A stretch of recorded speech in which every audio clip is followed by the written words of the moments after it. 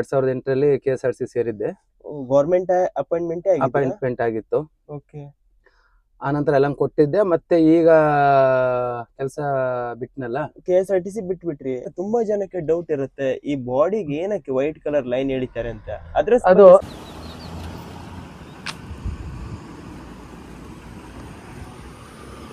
ಎರಡು ಟಾಟಾನೇ, ಟಾಟಾ ಅದ್ ಬೇರೆ ಯಾವ್ದು ಮಾಡಿಲ್ಲ. ಏನಕ್ಕೆ ಸರ್ ಟಾಟಾ ಗಾಡಿ ಅಷ್ಟೊಂದು ಲೈಕ್ ಮಾಡ್ತಾ ಇರೋದು ನೀವು? ಟಾಟಾ ನಮ್ಮ ದೇಶದ ಗಾಡಿ ಅಲ್ವಾ. ಖಂಡಿತ. ಇವತ್ತು ಎಷ್ಟೋ ಜನ ಗಾಡಿ ಒಂದರೊಳಗವ್ರೆ ಅನ್ನೋದಕ್ಕೆ ದಿವಂಗತ ರತನ್ ಟಾಟಾ ಅವರೇ ಕಾರಣ. ಸ್ವಲ್ಪನೂ ಮಾನವೀಯತೆ ಕರುಣೆ ಅನ್ನೋದಿಲ್ಲ. ನಮ್ಮ ತಂದೆನೋ ಇಲ್ಲ ನನ್ನ ಗಂಡನೋ ಇದೇ ರೀತಿ ಬಂದು ನಿಂತ್ಕೊಳ್ತಿದ್ರು. ನಾವೊಂದು ಇಂಕ್ರಿಮೆಂಟ್ ಕೇಳಬೇಕು ಅಂದ್ರೆ ಡಿವಿಷನ್ಗೆ ಹೋಗ್ಬೇಕು. ಯಾವ ರೀತಿ ಉತ್ತರ ಕೊಡ್ತಾರೆ ಅಂದ್ರೆ, ಅವರು ಈ ಫೀಲ್ಡ್ ಅಲ್ಲಿ ತುಂಬಾ ವರ್ಷ ಕೆಲಸ ಮಾಡಿರೋರೆ ಈ ಫೀಲ್ಡ್ ಬೇಡ ಅಂತ ಬಿಟ್ಟು ಹೋಗಿದ್ದಾರೆ ಎಷ್ಟೋ ಜನ. ಖಂಡಿತ. ಹೊರಗಡೆ ಕಳ್ತನಗಳು ಜಾಸ್ತಿ ಇದೆ, ಮೋಸ ಜಾಸ್ತಿ ಇದೆ, ಡೀಸೆಲ್ ತೆಗಿತಾರೆ. ಸಂಸ್ಥೆ ಒಳ್ಳೆ ಸಂಸ್ಥೆ ಸಾಕಷ್ಟು ಸವಲತ್ತುಗಳನ್ನು ಕೊಟ್ಟಿದೆ. ನೋಡಿ, ಒಂದು ಉದಾಹರಣೆ ಹೇಳ್ತೀನಿ. ಕಂಡಕ್ಟರ್ಗಳು ಟಿಕೆಟ್ ಕೊಡಲ್ಲ, ಕದೀತಾರೆ ಅಂತಾರೆ. ಅವನು ಏನಕ್ಕೆ ಕದೀತಾನೆ?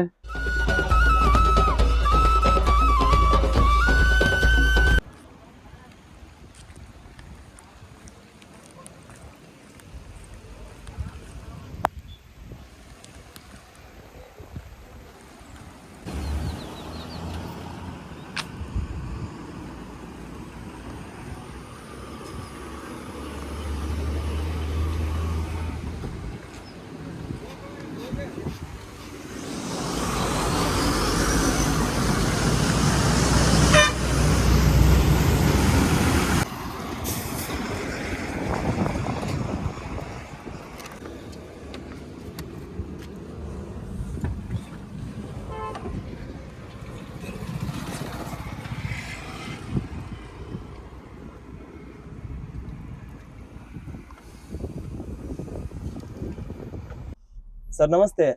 ಹೇಳಿ ಸರ್, ನಿಮ್ಮ ಹೆಸರು? ರಾಜು ಅಂತೇಳಿ, ಶೇಷರಾಜು ಅಂತೇಳಿ. ಎಲ್ಲಿ ಸರ್ ನಿಮ್ಮ ಊರು? ಮೈಸೂರು ಹತ್ರ KR ನಗರ. ಓಕೆ, ಮೈಸೂರು ಹತ್ರ KR ನಗರ. ಸರ್, ನಿಮ್ದು ಸ್ವಂತ ಗಾಡಿನ ಅಥವಾ? ಸ್ವಂತ ಗಾಡಿ. ಸ್ವಂತ ಗಾಡಿ. ಎಷ್ಟು ವರ್ಷ ಆಯ್ತು ಸರ್ ನೀವು ಲಾರಿ ಫೀಲ್ಡಿಗೆ ಬಂದು? ನಾನು ಲಾರಿ ಫೀಲ್ಡಿಗೆ ಬಂದು 27 ವರ್ಷ ಆಯ್ತು. ಲಾರಿ ಫೀಲ್ಡಿಗೆ ಬಂದು ಡ್ರೈವಿಂಗ್ ಫೀಲ್ಡಿಗೆ ಬಂದು. ಓಕೆ, ಅದೆಲ್ಲ ಸ್ವಂತ ಲಾರಿ ಮಾಡಿ ಎಷ್ಟು ವರ್ಷ ಆಯ್ತು ಸರ್? ಸ್ವಂತ ಗಾಡಿ 2004ರಲ್ಲಿ ಮಾಡಿದ್ದೆ, ಮತ್ತೆ 2010ರಲ್ಲಿ ಕೊಟ್ಟಿದ್ದೆ. ಸೇಲ್ ಮಾಡಿದ್ರಿ? 2008ರಲ್ಲಿ KSRTC ಸೇರಿದ್ದೆ. ಗೌರ್ಮೆಂಟ್ ಅಪಾಯಿಂಟ್ಮೆಂಟ್ ಆಗಿತ್ತು. ಓಕೆ. ಆ ನಂತರ ಎಲ್ಲ ಕೊಟ್ಟಿದ್ದೆ. ಮತ್ತೆ ಈಗ ಕೆಲಸ ಬಿಟ್ನಲ್ಲ. KSRTC ಬಿಟ್ಬಿಟ್ರೆ? ಏನಕ್ಕೆ ಸರ್ ಬಿಟ್ಬಿರೋದು? ಅಲ್ಲಿ ಸುಮ್ನೆ ಕಿರಿಕಿರಿ, ಅಧಿಕಾರಿಗಳು ಕಿರಿಕಿರಿ.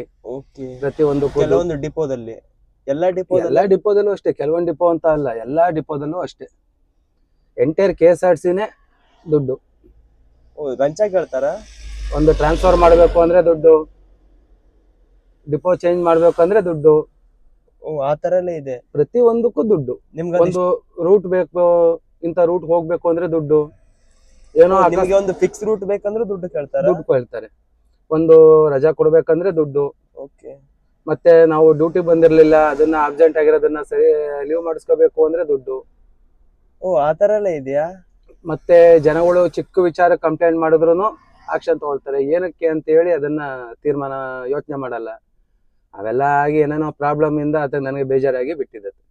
ಸರ್, ಆದ್ರೂ ಸಹ ಇವಾಗ ತುಂಬಾ ಜನಕ್ಕೆ ಟೆಂಡರ್ ಬೇಸ್ ಎಲ್ಲ ತಗೋತಿದಾರಲ್ವಾ? ಟೆಂಡರ್ ಬೇಸ್ ಅಲ್ಲಿ ತಗೊಳ್ತಾ ಇದಾರೆ, ಆದ್ರೆ ಪಾಪ ಅವ್ರಿಗೆ ಏನು ಸೇಫ್ಟಿ ಇಲ್ಲ. ಸಂಬಳ ಕೊಡ್ತಾರೆ, ಸಂಬಳದ್ದೇನಿಲ್ಲ. ಸಂಬಳದ್ದು KSRTC ಯಾವುದೇ ರೀತಿ ಪ್ರಾಬ್ಲಮ್ ಇಲ್ಲ. ಸರಿಯಾಗಿ ಬರುತ್ತೆ, ಸಂಬಳದ್ ಬರುತ್ತೆ. ಆದ್ರೆ ನನ್ನ ಪ್ರಕಾರ KSRTC ಪ್ರೈವೇಟ್ ವೈಸ್ ಅಲ್ಲಿ ಹೋಗೋದು ಸರಿಯಲ್ಲ. ನಮ್ಮ ಡ್ರೈವರ್ಗಳಿಗೆ ಹೇಳೋದು ನಾನು, ಯಾವುದೇ ಸೇಫ್ಟಿ ಇಲ್ಲ, ಏನಿಲ್ಲ, ಪರ್ಮನೆಂಟ್ ಇಲ್ಲ.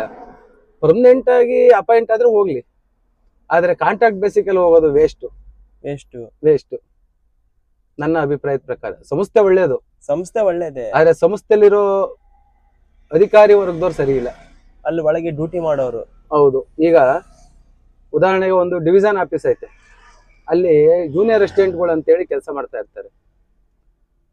ಅವ್ರಿಗೆ ತಗೊಂಡಿರುವಂತ ಕೆಲಸ ಯಾವ್ದಪ್ಪ ಅಂದ್ರೆ ಅನುಕಂಪದ ಆಧಾರ. ಅವರು ತಂದೆ ಮತ್ತೆ ಗಂಡ ಕೆಲಸದಲ್ಲಿದ್ದು ಅವರು ಡೆತ್ ಆದಾಗ ಅವ್ರಿಗೆ ಅನುಕಂಪದ ಆಧಾರದಲ್ಲಿ ಕೆಲಸ ಕೊಡ್ತಾರೆ. ಓಕೆ. ಅವ್ರಿಗೆ ಸ್ವಲ್ಪನೂ ಮಾನವೀಯತೆ ಕರುಣೆ ಅನ್ನೋದಿಲ್ಲ. ನಮ್ಮ ತಂದೆನೋ ಇಲ್ಲ ನನ್ನ ಗಂಡನೋ ಇದೇ ರೀತಿ ಬಂದು ನಿಂತ್ಕೊಳ್ತಿದ್ರು, ನಾವೊಂದು ಇಂಕ್ರಿಮೆಂಟ್ ಕೇಳಬೇಕು ಅಂದ್ರೆ ಡಿವಿಷನ್ಗೆ ಹೋಗ್ಬೇಕು. ಯಾವ ರೀತಿ ಉತ್ತರ ಕೊಡ್ತಾರೆ ಅಂದ್ರೆ, ಕಳಿಸ್ತೀವಿ ಹೋಗ್ರಿ, ಮಾಡ್ತೀವಿ ಹೋಗ್ರಿ, ಅದ್ ಬರ್ಬೇಕು ಹೋಗ್ರಿ, ಉಡಾಫೆ ಮಾತುಗಳು ಜಾಸ್ತಿ.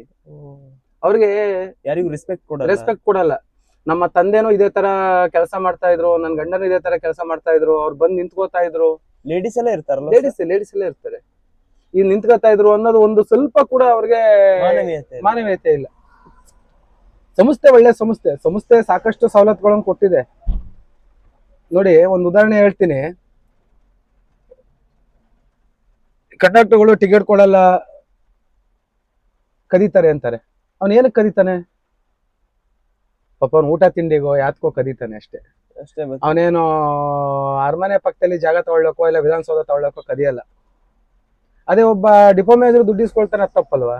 ಖಂಡಿತ ತಪ್ಪದು. ಒಬ್ಬ DC ಟ್ರಾನ್ಸ್ಫರ್ ಮಾಡಕ್ ದುಡ್ಡು ಇಸ್ಕೊತಾನಲ್ಲ, ಅದು ತಪ್ಪಲ್ವಾ? ಪೂರ್ತಿ ಕರಪ್ಷನ್ ಅಲ್ವಾ? ಪಾಪ ಏನೋ ಅಮಾಯಕ 5 ರೂಪಾಯಿ ಎಲ್ಲ ಒಂದ್ ಸೀಟ್ ಬಿಡ್ಬಿಟ್ಟು ಯಾರೋ ಒಬ್ಬ ವಿಡಿಯೋ ಮಾಡಿ ಹಾಕ್ಬಿಟ್ಟು ದೊಡ್ಡ ವಿಷಯ ಮಾಡ್ತಾರೆ. ಈ ರೀತಿಯ ಸಮಸ್ಯೆಗಳಿಂದೆಲ್ಲ ಬೇಜಾರಾಗಿ ಬಿಟ್ಟಿದ್ದು. ನಿಮ್ಗೆ ಇಷ್ಟ ಆಗಿಲ್ಲ? ನಮ್ಗೆ ಇಷ್ಟ ಆಗ್ಲಿಲ್ಲ. ಸಾಕು, 18 ವರ್ಷ ಮಾಡಿದೀನಿ, ಸಾಕು. KSRTC ಅಲ್ಲಿ ಯಾವ ಗಾಡಿ ಸರ್ ನೀವು ಓಡಿಸ್ತಾ ಇರೋದು?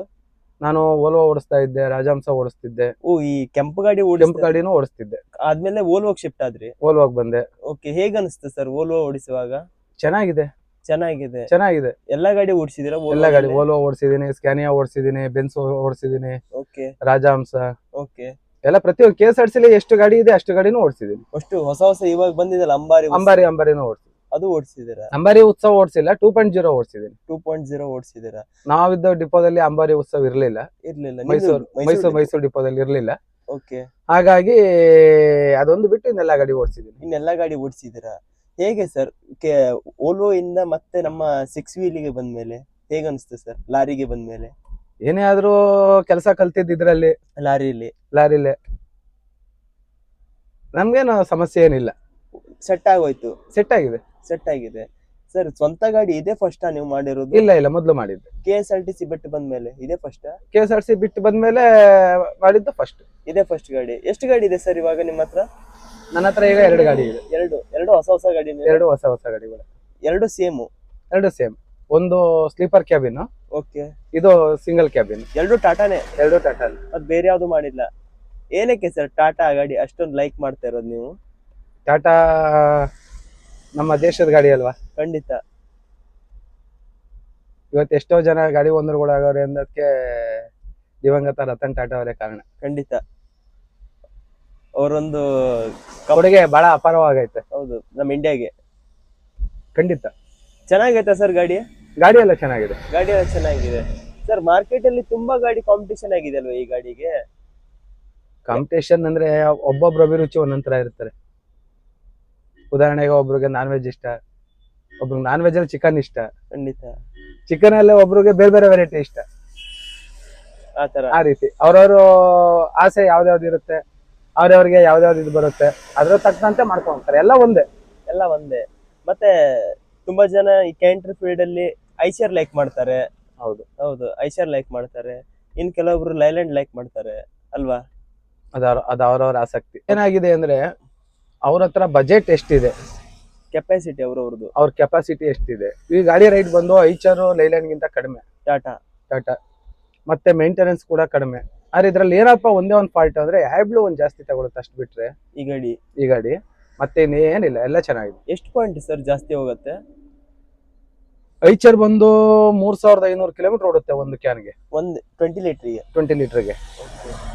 ಅಶೋಕ್ ಲೈಲ್ಯಾಂಡ್ ಬಂದು ಸರಿಯಾಗಿ ನನ್ಗೆ ಅದ್ರ ಬಗ್ಗೆ ಗೊತ್ತಿಲ್ಲ, ಬಹುಶಃ ಒಂದು 2.5 ಇಂದ 2.25 ಸಾವಿರ ಓಡ್ಬೋದು ಕಿಲೋಮೀಟರ್. ಈ ಗಾಡಿ ಬಂದು 1500 1600 ಈಗ ಓಡುತ್ತೆ. ಓಡಿಸಿದ್ದೀರಾ?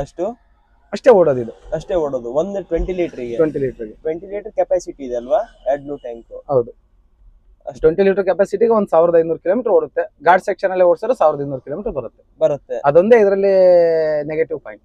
AdBlue ಒಂದೇ ಜಾಸ್ತಿ ತಗೊಳುತ್ತೆ, ಮತ್ತೆಲ್ಲ ಚೆನ್ನಾಗಿದೆ ಗಾಡಿ. ಗಾಡಿ ಎಲ್ಲ ಚೆನ್ನಾಗಿದೆ. ಬ್ರೇಕ್ ಚೆನ್ನಾಗಿದೆ, ಪಿಕಪ್ ಚೆನ್ನಾಗಿದೆ, ಎಲ್ಲ ಚೆನ್ನಾಗಿದೆ. ಸರ್, ನೀವು KSRTC ಬಿಟ್ಟು ಬಂದ್ರಲ್ವಾ, ನೀವು ಸ್ವಂತ ಲಾರಿ ಇದು ಕ್ಯಾಂಟ್ರಿ ಮಾಡುವಂತ ಹೇಗೆ ಸರ್ ನಿಮ್ಗೆ ಪ್ಲಾನ್ ಬಂದಿರೋದು?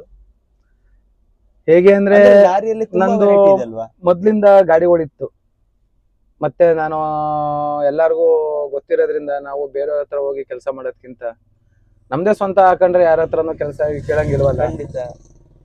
ಹಾಗೆ ಮತ್ತೆ ಸರ್ ಕ್ಯಾಂಟ್ರಿ ಮಾಡುವಂತ ಹೇಗೆ ಸರ್ ಪ್ಲಾನ್ ಬಂದಿರೋದು? ಅಂದ್ರೆ ದೊಡ್ಡ ದೊಡ್ಡ ಗಾಡಿ ಇತ್ತಲ್ವಾ? ದೊಡ್ಡ ಗಾಡಿ ಅಂದ್ರೆ 12 ವೀಲ್ 14 ವೀಲ್ 16 ವೀಲ್ ಅಲ್ಲಿ ಇತ್ತಲ್ವಾ ಇತ್ತು. ನನಗೆ ಮಾರ್ಕೆಟ್ ಇದೆ ಅದು, ಬಟ್ ಅಷ್ಟೊಂದು ರಿಸ್ಕ್ ತಗೊಳ್ಳೋದು ಬೇಡ. ಓ, ಲೋನ್ ಎಲ್ಲ ಜಾಸ್ತಿ ಆಗತ್ತೆ. ಲೋನ್ ಜಾಸ್ತಿ ಏನಿಲ್ಲ, ಅದ್ರ ಸಂಪಾದನೆಗೆ ತಕ್ಕಂತೆ ಅದು ಲೋನ್ ಬರುತ್ತೆ. ಖಂಡಿತ. ಆದ್ರೆ ಅಷ್ಟೊಂದು ರಿಸ್ಕ್ ಏನಕ್ಕೆ, ಸಾಕು. ಈಗ ಅದಕ್ಕೆಲ್ಲ 2 ಜನ ಬೇಕು. ಮತ್ತೆ ಜಾಗಗಳು ಒಂದೊಂದ್ ಕಡೆ ನಮ್ಗೆ ಗೊತ್ತಿರೋದಿಲ್ಲ. ನಾವು ಮ್ಯಾಪ್ ಹಾಕೊಂಡು ಹೋಗ್ತೀವಿ, ಆ ಮ್ಯಾಪ್ ಎಲ್ಲೋ ಕರ್ಕೊಂಡು ಹೋಗುತ್ತೆ. ಖಂಡಿತ. ಇವೆಲ್ಲ ಇರ್ತವೆ. ಮತ್ತೆ ಪೊಲೀಸ್ ಆರ್ ಟಿ ಓದೋರ್ದು ಸಮಸ್ಯೆಗಳು. ಸಾಕು, ನಮ್ಮ ಜೀವನ ನಡೆಸ್ಲಿಕ್ಕೆ ಸಾಕು ಅಂತೇಳಿ ಇದೆ ಮಾಡಿ ಸಿಂಪಲ್ ಆಗಿ ಕ್ಯಾಂಟ್ರಿ ಮಾಡಿರೋದು. ಜೊತೆನೆ 2 ಗಾಡಿ ಮಾಡಿದ್ರ? ಅದಕ್ಕೂ ಇದಕ್ಕೂ 6 ತಿಂಗಳು ವ್ಯತ್ಯಾಸ ಇದೆ. ಆ ಗಾಡಿ ಇವಾಗ ರೀಸೆಂಟ್ ಆಗಿ ಬಂದಿರೋದು? ಅದು ಈ ಅಕ್ಟೋಬರ್ಗೆ 1 ವರ್ಷ ಆಯ್ತು. ಯಾವ್ದು ಅದು? ಅದೇ ಫಸ್ಟ್ ಬಂದಿರೋದು? ಅದೇ ಫಸ್ಟ್ ಬಂದಿದ್ದು. ಇದು ಇವಾಗ ಬಂದಿರೋದು? ಇದು ಬಂದು ಈಗ 2 ತಿಂಗಳಾಯ್ತು. 2 ತಿಂಗಳ. ಎಷ್ಟಾಗತ್ತೆ ಸರ್ ಈ ಗಾಡಿಗೆ ಇವಾಗ ಮಾರ್ಕೆಟ್ ಅಲ್ಲಿ ರೇಟ್ ಇದೆ? ಇವಾಗ ಮಾರ್ಕೆಟ್ ಅಲ್ಲಿ ಇದು ಅಪ್ರಾಕ್ಸಿಮೇಟ್ ಆಗಿ ಡಿಸ್ಕೌಂಟ್ ಎಲ್ಲ ಕಳೆದು 22,60,000 ಆಗ್ಬೋದು. ಅಂದ್ರೆ 20 ಫೀಟಿಗ? 20 ಫೀಟಿಗೆ. 20 ಫೀಟಿಗೆ. ಫೀಟ್ ಅಲ್ಲೂ ಡಿಮಾಂಡ್ ಇದೆ ಅಲ್ವಾ? ಫೀಟ್ ಅಲ್ಲಿ ಇದು 20 feet single cabin. 12 ton passing. Okay. ಮತ್ತೆ ಇದರಲ್ಲಿ 22 feet double cabin, sleeper cabin ಬರುತ್ತಲ್ಲ, ಓಕೆ, ಅದಕ್ಕೆ ಇನ್ನೊಂದು 50,000 ಜಾಸ್ತಿ ಆಗುತ್ತೆ. 50,000. ಯಾವ್ದು ಬೆಸ್ಟ್ ಸರ್ ಫೀಟ್ ಅಲ್ಲಿ? ಎರಡು ಬೆಸ್ಟ್. ಫೀಟ್ 20, 22 ಎರಡು ಬೆಸ್ಟ್. ಎರಡು ಸೇಮ್. ಅವ್ರು ಯಾವ ಲೈನ್ ಓಡಿಸ್ತಾರೆ, ಅವ್ರಿಗೆ ಯಾವ ಕಡೆ ಹೋಗ್ತಾರೆ, ಅದ್ರ ಮೇಲೆ. ನಿಮ್ದು ಯಾವ್ದು ಸರ್ ರೊಟೇಷನ್? ನಮ್ದು ಕಾಫಿ ಒಟ್ಟು ಜಾಸ್ತಿ. ಅಂದ್ರೆ ಕಾಫಿದು ಸಿಪ್ಪೆ ಬರುತ್ತಲ್ಲ ಮೇಲ್ಗಡೆ. ಓ, ಕಾಫಿ. ಎಲ್ಲಿಂದ ಎಲ್ಲಿಗೆ? ಕುಶಾಲನಗರದಿಂದ ತಮಿಳ್ನಾಡು. ಆ ಕಡೆ? ಆ ಕಡೆ. ಈ ಕಡೆ ಎಲ್ಲ ಬರೋದಿಲ್ಲ? ಈ ಕಡೆ ಬರಲ್ಲ. ಈ ಕಡೆ ಬಂದ್ರೆ ಏನು ವರ್ಕೌಟ್ ಆಗಲ್ಲ. ಅಲ್ಲಿಂದ ಮಂತಿಗೆ ಎಷ್ಟು ಟ್ರಿಪ್ ಆಗುತ್ತೆ ಸರ್? ನಾವು ಹೇಗೆ ಗಾಡಿ ಓಡಿಸ್ತೀವಿ ಹಾಗೆ ರೆಗ್ಯುಲರ್ ಇರುತ್ತಾ? ರೆಗ್ಯುಲರ್ ಇರುತ್ತೆ. ಈಗ ಮಳೆ ಇರೋದ್ರಿಂದ ಒಂದ್ ಸ್ವಲ್ಪ ಕಮ್ಮಿ ಇದೆ. ಈ ಕಡೆ ಬರ್ತೀರಾ? ಈ ಕಡೆ ರೇರ್ ಬಂದಿದ್ದು. ನಿನ್ನೆ ಮಳೆ ಜಾಸ್ತಿ ಇತ್ತಲ್ಲ, ಶುಂಠಿ ಲೋಡ್ ಆಗ್ಲಿಲ್ಲ, ಹಾಗಾಗಿ ಈ ಕಡೆ ಬಂದಿದ್ದು. ಟೈಮಿಂಗ್ ಲೋಡಿಗೆ ಹೋಗ್ತೀರಾ ಆಗಿದ್ರೆ? ಶುಂಠಿ ಏನ್ ಟೈಮಿಂಗ್ಸ್ ಲೋಡ್ ಇಲ್ಲ. ಶುಂಠಿ ಟೈಮಿಂಗ್ ಆರಾಮ್ ಹೋಗೋದು. ಯಾವ ಕಡೆ? ಬೊಂಬೈನ? ಹೈದರಾಬಾದ್, ಚೆನ್ನೈ. ಅಲ್ಲಿಂದ ಮಾಮೂಲಿ ಆಫೀಸ್ ಲೋಡ್. ಏನ್ ಸಿಗತ್ತೆ ಅದು? ಇದು ಆಫೀಸ್ ಲೋಡ್? ಇದು ಪೇಪರ್ ರೋಲ್ ಗೋವಾಗೆ. ಅಲ್ಲಿಂದ ಏನ್ ತುಂಬ್ಕೋಬಹುದು ಸರ್? ನೋಡೋಣ ಅಲ್ಲಿಂದ ಏನ್ ಸಿಗುತ್ತೆ, ಆಫೀಸಿಂದ ಏನ್ ಲೋಡ್ ಆಗುತ್ತೆ. ಓ, ಯಾವ್ದು ಫಿಕ್ಸ್ ಇಲ್ಲ ನಿಮ್ದು? ಫಿಕ್ಸ್ ಇಲ್ಲ. ಇದು ಕಾಫಿ ಒಂದೇ ಫಿಕ್ಸ್. ನಿಮ್ದು ಸ್ವಂತ ಲೋಡ್ ಅದು? ಇಲ್ಲ, ನಾವು ಅದು ಬಾಡಿಗೆನೆ. ಅಲ್ಲ, ನೀವು ರೈತರ ಹತ್ರ ಅಲ್ಲ, ಅದು ಮಿಲ್ ಇಂದ ಒಬ್ರು ಪರ್ಚೇಸ್ ಮಾಡಿರ್ತಾರೆ. ಓಕೆ. ಅದು ಬ್ರಿಗೇಡ್ಸ್, ಪೀಡ್ಸ್, ಬೇವಿನ ಹಿಂಡಿ ಎಲ್ಲದಕ್ಕೂ ಹೋಗುತ್ತೆ. ಅವ್ರ ಹತ್ರ ಪರ್ಚೇಸ್ ಮಾಡಿರ್ತಾರೆ, ನಾವು ಅವ್ರ ಹತ್ರ ಬಾಡಿಗೆಗೆ ಹೋಗ್ತೀವಿ. ಬಾಡಿಗೆ ಹೋಗ್ತೀರಾ? ಅದು ಟ್ರಾನ್ಸ್ಪೋರ್ಟ್ ಮುಖಾಂತರನೇ? ಟ್ರಾನ್ಸ್ಪೋರ್ಟ್ ಮುಖಾಂತರ ಇಲ್ಲ ಅದು. ಅಲ್ಲಿ ಹಿಂಗೆ ಫ್ರೆಂಡ್ಸ್ ಎಲ್ಲ ಇರ್ತಾರಲ್ಲ, ಪರಿಚಯ ಇರ್ತಾರಲ್ಲ, ಆ ಕಡೆ. ಟ್ರಾನ್ಸ್ಪೋರ್ಟ್ ಕಡೆಯಿಂದ ಹೋದ್ರೆ ಎಲ್ಲ ಟ್ರಾನ್ಸ್ಪೋರ್ಟ್ ಅವರೇ ತಿಂದಾಕ್ತಾರೆ. ಹೌದು. ನಾವು ಗಾಡಿ ಮಡಗಿರೋದು ಯಾರಿಗಪ್ಪ ಅಂದ್ರೆ ಟೋಲ್ಗೆ, ಟ್ರಾನ್ಸ್ಪೋರ್ಟ್ಗೆ, ಪೊಲೀಸ್ಗೆ. ಇನ್ಶೂರೆನ್ಸ್, ಟ್ಯಾಕ್ಸ್ ಬಿಡಿ, ಅದು ಗಾಡಿ ಓಡಿಸ್ತೀವಿ, ನಮ್ಗೆ ಸುರಕ್ಷತೆಗೆ ಇನ್ಶೂರೆನ್ಸ್ ಇರ್ತಾರೆ, ಅದೇನ್ ಜಾಸ್ತಿ ಖರ್ಚು ಬರಲ್ಲ. ಈಗ ಫಾರ್ ಎಕ್ಸಾಂಪಲ್ ಏನಪ್ಪಾ ಅಂದ್ರೆ, ನೀವೊಂದು ಲೋಡ್ ಇರ್ತದೆ, ಟ್ರಾನ್ಸ್ಪೋರ್ಟ್ ಅವ್ರಿಗೆ ಹೇಳ್ತೀರ, ನಿಮ್ಮ ಹತ್ರ ಅವ್ರು 30,000 ಮಾತಾಡಿರ್ತಾರೆ, ನಿಮ್ಮ ಹತ್ರ ಅವ್ರು 30,000 ಕಲೆಕ್ಟ್ ಮಾಡ್ಕೊಳ್ತಾರೆ, ಬಟ್ ನಮಗ್ ಕೊಡೋದೇ 25,000. ಹೌದು, ಸೆಂಟ್ರಲ್ ತಗೊಂಡ್ಬಿಡ್ತಾರೆ.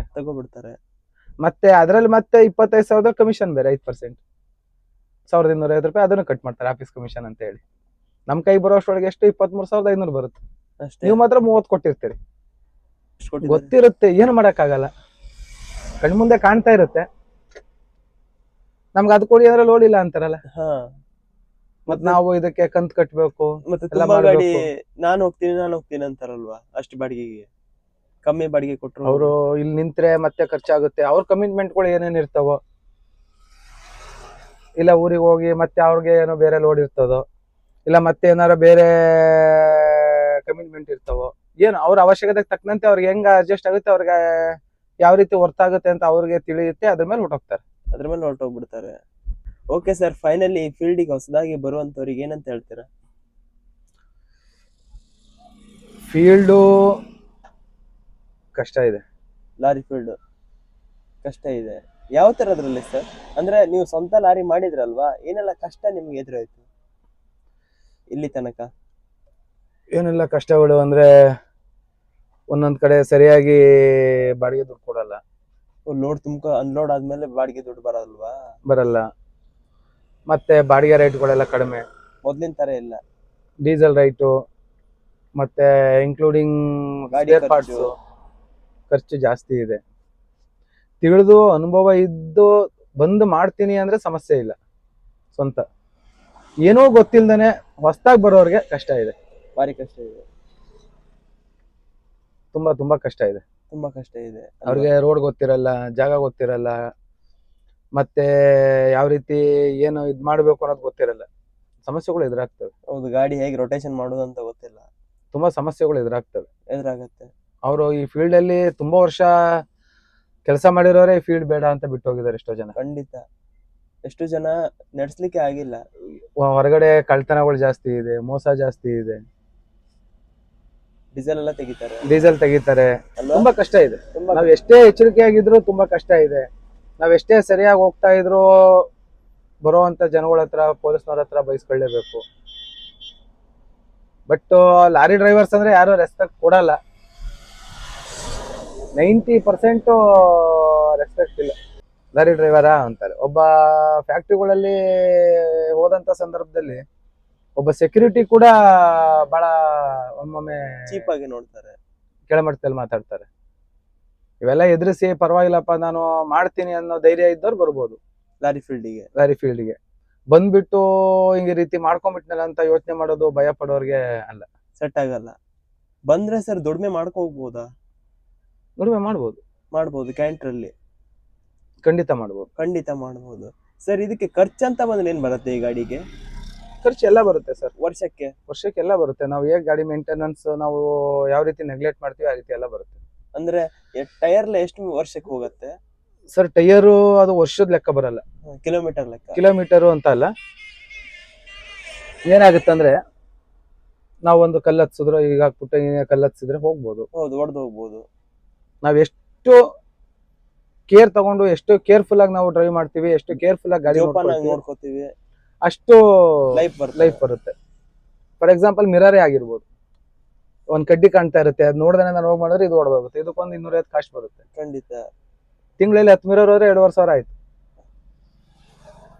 ಪ್ರತಿಯೊಂದು ಬರುತ್ತೆ. ಅದು ಇದು ಅಂತ ಇಲ್ಲ, ಈ ಸಣ್ಣದೊಂದು ಬೋಲ್ಟ್, ಈ ಬೋಲ್ಟ್ ಕಡೆಯಿಂದನೂ ಬರುತ್ತೆ. ಎಲ್ಲ ಪ್ರತಿಯೊಂದನ್ನು ನೋಡ್ಕೋಬೇಕು. ಎಷ್ಟಾಗತ್ತೆ ಸರ್ ಈ ಗಾಡಿ ಟೈರಿಗೆ ಇರುವಂತ ಕಾಸ್ಟ್ ಒಂದೊಂದು ಕಂಪ್ನಿ ಟೈರ್ ಒಂದೊಂದು ರೇಟ್ ಇದೆ. ಇವಾಗ ನೀವು ಹಾಕಿರೋದು ಯಾವ್ದು?